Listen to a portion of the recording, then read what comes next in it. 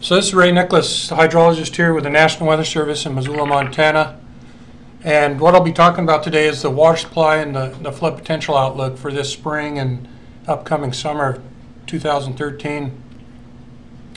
So just as an overview, we'll take a look at the precipitation for the water year 2013 that we've had so far, going back to October of 2012 and coming up to this point in time.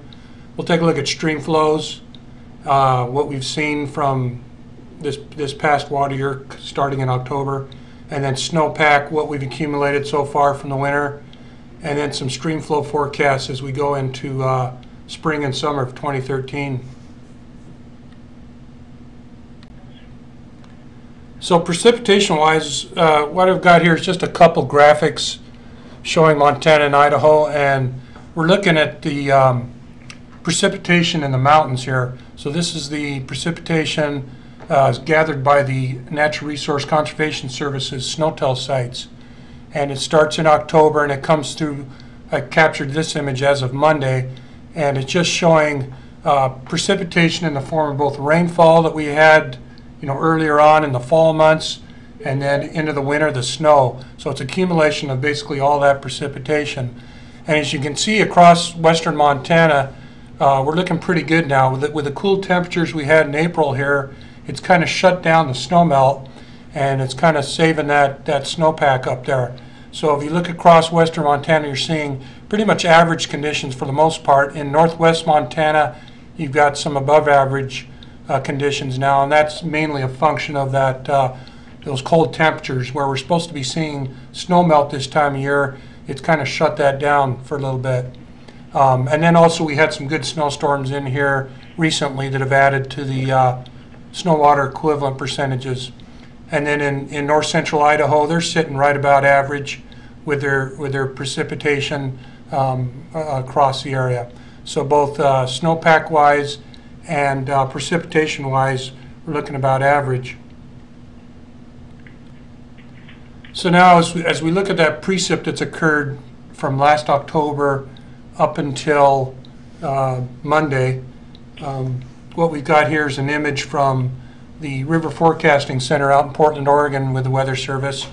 And what they've been doing is capturing information for streamflow volume. So in other words, the amount of water that's gone past the river gauge locations at these dots that you're seeing on the map here, those are all river gauges, and they're capturing and showing how much volume of water has occurred from October of 2012 up until this Monday.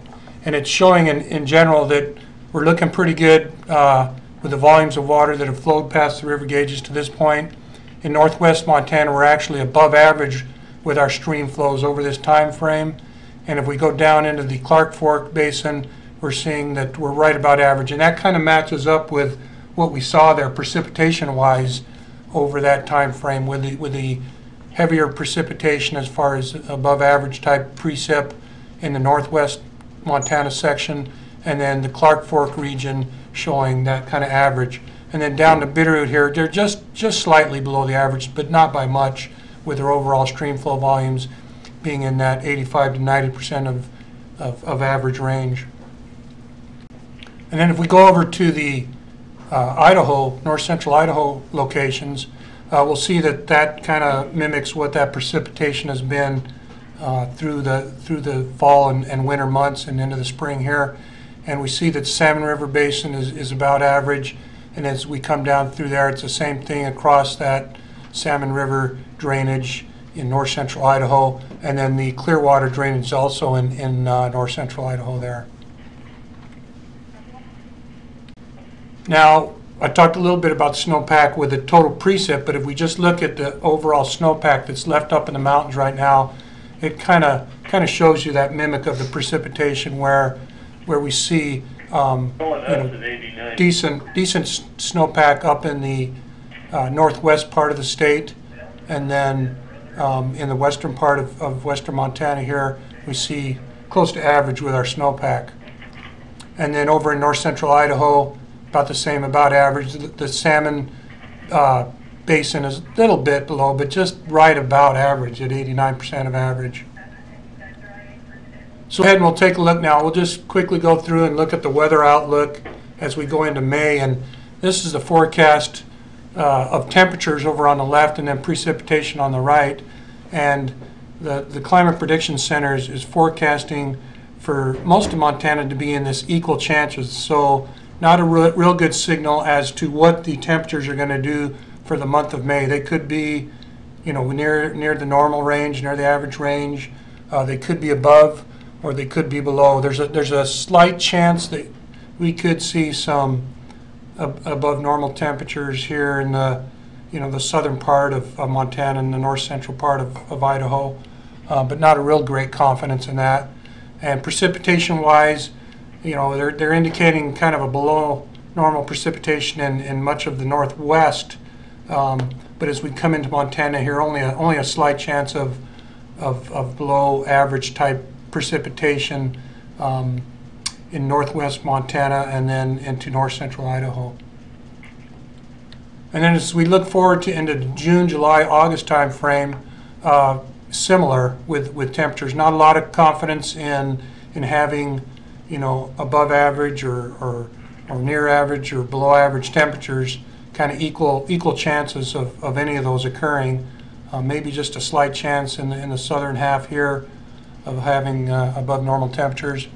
And then precipitation wise, they are showing an indication over that time frame of being below average with the precipitation in western Montana and north central Idaho. Now, if we take that forecast for the temperatures and mainly the precipitation as we go into the Streamflow forecast for the rest of the summer and the rest of the spring, we're looking at pretty much average conditions. If we do get that below average precipitation, I would think that we could see in this area of the Clark Fork Bitterroot Basin and maybe in the Salmon also some slightly below average stream flows. But with our snowpack sitting up there and staying up there like it is, we should see for the most part average stream flows across western Montana, with maybe a little bit of an exception up here in the Flathead drainage with having some above average, and maybe even up in the Yak River drainage with some above normal stream flows. Those two locations, if we have any flood potential or kind of some locations that could see some high water. I don't project with snowmelt to see rivers doing any real big impact up in that area, but they could get up there pretty high and close to the flood stage. And then just kind of summing it up, the water supply once again looks pretty average for western Montana and north central Idaho, unless we go into a real long dry period that would affect that. But for the most part, the snowpack is pretty decent up there. And then flood potential wise, like I was mentioning, really it's going to be driven by the spring rains and where those spring rains might set up to give us any kind of impacts with flooding. If we get some heavy rains in a particular river basin, then that could be a concern for flooding. But for the most part, not a real big concern for flood potential.